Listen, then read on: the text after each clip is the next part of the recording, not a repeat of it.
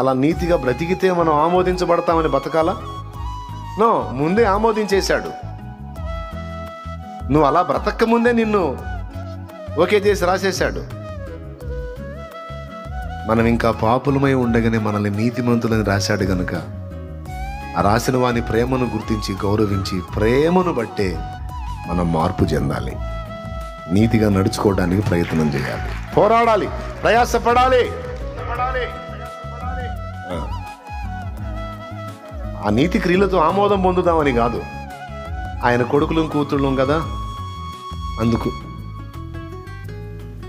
రాజుగారు కొడుకై ఉండి గాలి తిరిగితేట స్తోత్రం చెప్పండి అయ్యా. ఇప్పుడు దైవజనుడు కొడుకు దైవజనుడు కూతురు అనుకో, అడ్డదిడ్డంగా బతికితే నడుస్తుందా?